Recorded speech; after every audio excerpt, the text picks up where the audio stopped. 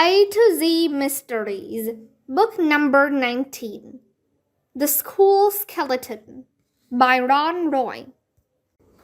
Chapter 7. Dink, Josh, Ruth Rose, and their teacher walked back into the classroom. "Now we have another mystery to solve," Mrs. Eagle told the class. "Josh, why don't you and Dink and Ruth Rose tell the class what you've been up to?" The three kids told their classmates about the first footprint and showed them Josh's drawing. Then they explained how they had traced and measured each teacher's shoe to try and find the one who had left the footprint. Josh's drawing, Ruth Rose's list, and the 8 shoe outlines were on Mrs. Eagle's desk. Also on the desk were the drawing of the skeleton and the key that Josh had found in his locker. "One more thing," Mrs. Eagle said. "Someone sprinkled powder on the floor near Josh's locker, then made another footprint." She looked at the class. "Any ideas?" Bobby raised his hand. "I think the same person who took the skeleton put the key in Josh's locker," he said. "But why?" asked Ruth Rose. "We don't know what the key goes to." Mrs. Eagle took the key and walked over to the classroom door. She slipped the key into the keyhole and tried to lock the door. "It doesn't work in this one," she said. Then she tried the key in her desk lock. "Nor this one." "We could try all the locks in the school," Frankie suggested. Mrs. Eagle nodded. "Good idea, Frankie, but there are dozens of doors and desks." "Could the key go to a suitcase or a safety deposit box?"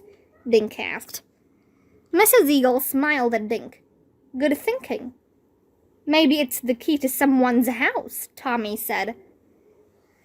"These are all good ideas," Mrs. Eagle said, "but it's not practical to go around Green Lawn trying the key in every keyhole." "What I can't figure out is why he's doing this," Dink said. "Why leave footprints and a key that he knew we'd find?" Josh raised his hand. "And why did the guy pick my locker to leave it in?" he asked. "Maybe he didn't," Ruth Rose said.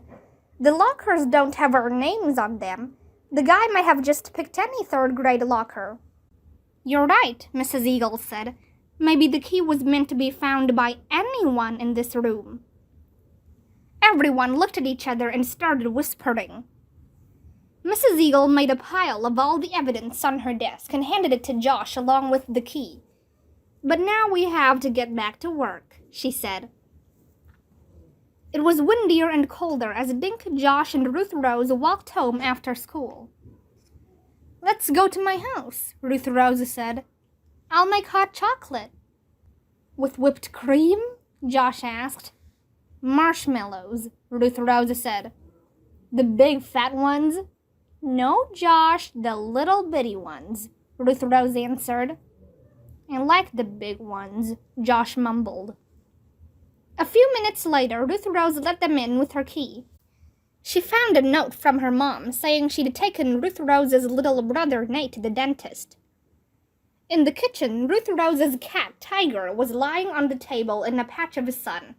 Ruth Rose shooed Tiger away, then made hot chocolate in the microwave. Dink and Josh sat at the table. Josh laid the key and the drawing of the skeleton on the sunny spot vacated by Tiger.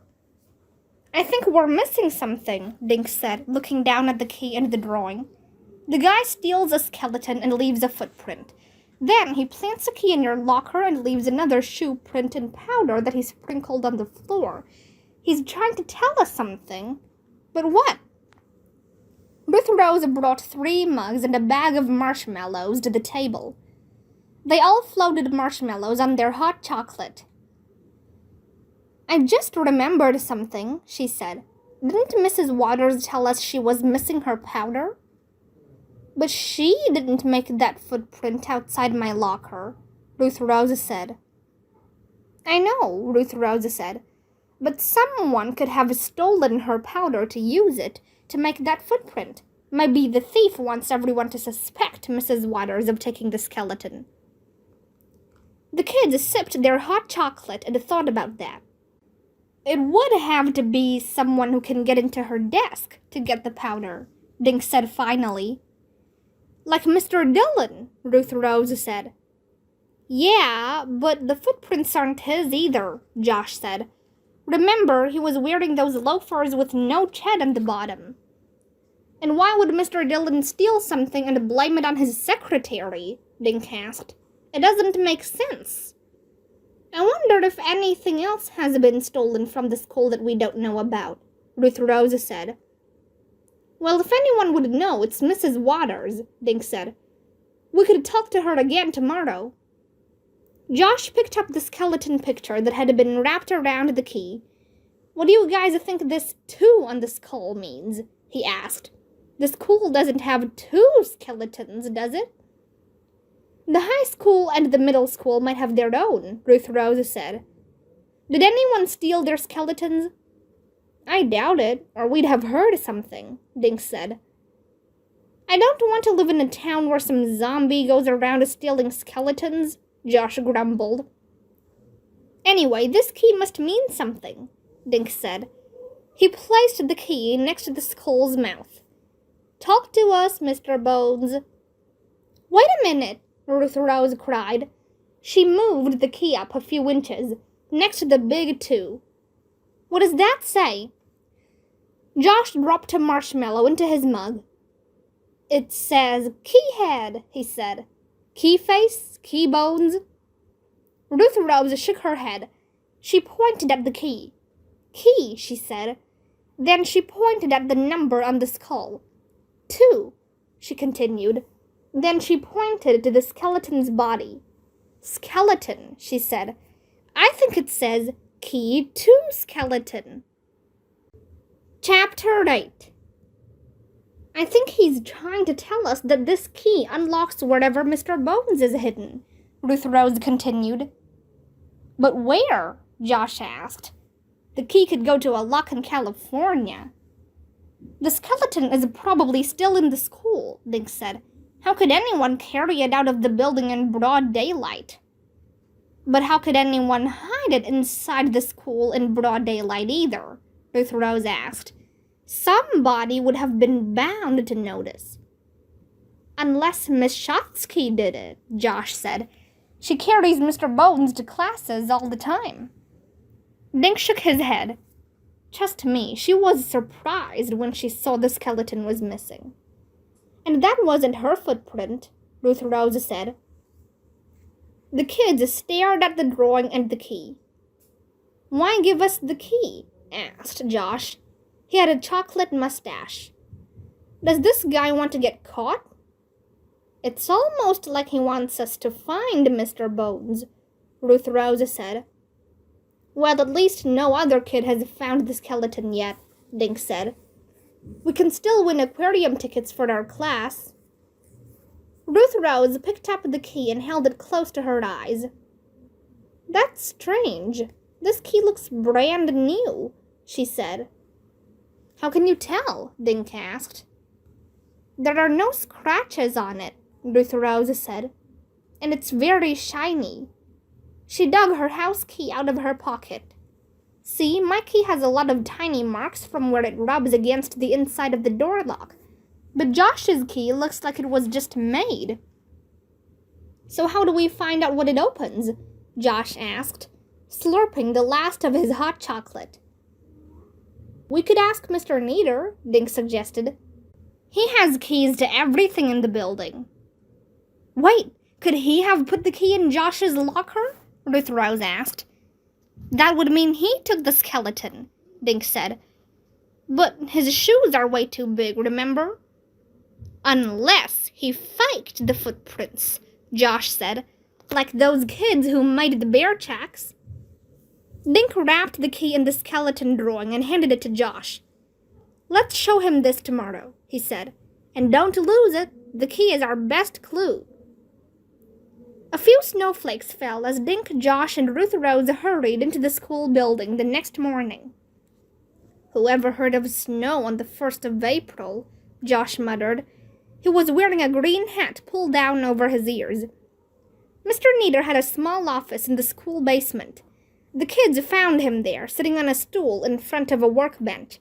He was trying to unjam a stapler.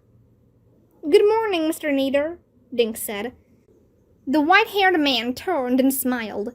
Hey, kids, what brings you down here? Playing hooky? Josh pulled the wrapped key from his pocket. He removed the drawing and showed the key to Mr. Neater.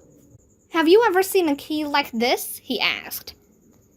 Mr. Neater held the key under the light over his workbench. He examined both sides before he shook his head. Nope, don't think so. But I can tell you it's a copy. This key was made from another. Probably in some hardware store. You were right, Josh marveled. How come you're so smart, Ruth Rose? Ruth Rose just smiled. Mr. Neater unclipped the keyring from his belt and plunked it down on the workbench. He fanned the keys and compared a few with the one Josh had given him. See, an original key has the name of the company that makes it. Like this one is a Yale key. He tapped Josh's key. But yours has no name. It was copied from another key. Where'd you get it? He asked, handing the key back to Josh. It was in my locker with... Just then, a fifth grader came clumping down the basement stairs. He was taller than Dink and had dark brown hair and dark, mischievous eyes. Well, hi, Corey, Mr. Neater said.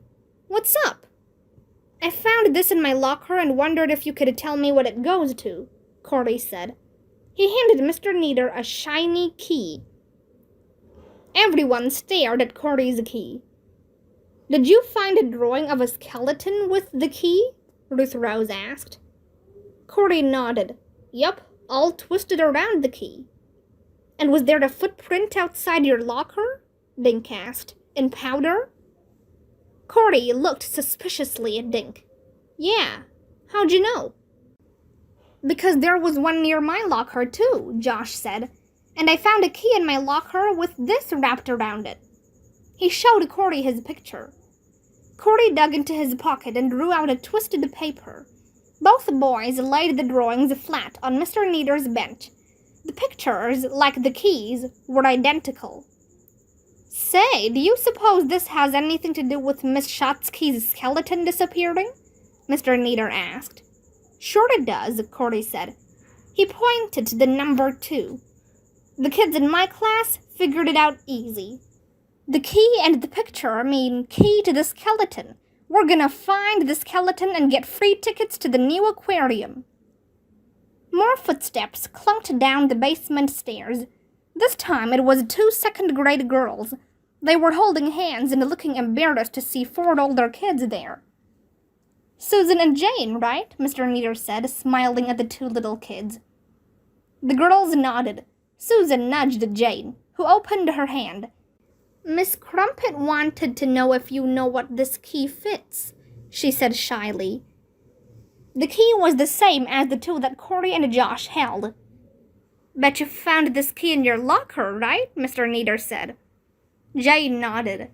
And a silly picture of a skeleton with a 2 on his head.